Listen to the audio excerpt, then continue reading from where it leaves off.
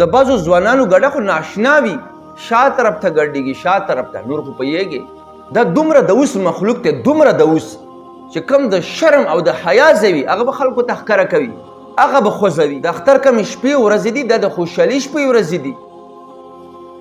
شریعت تا ته اجازت درکړي چې ته پکې خوشحالي وکړه، خو د شریعت حد به نه کرس کوې.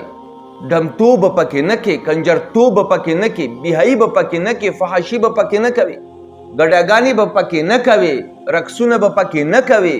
خو نن سبا دغه د اخر زمانې شر و فساد د اختر شپو ورځو کې به هغه کارونه کوي څه شیطان ورنه پناه غواړي.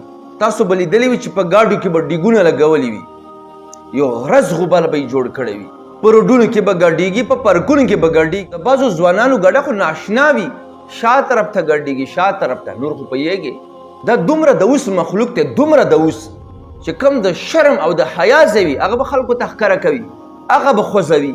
دا به هم د چا زمن وي، د دې پلار به هم وي، خو افسوس د دې په پلار باندې د دوی هېڅ تربیت یې نه دی کړی، حیواناتو په شان ته یې راوړي دي او بیا یې پرېږدولي دي، مشرق یې فساد جوړ کړی دی.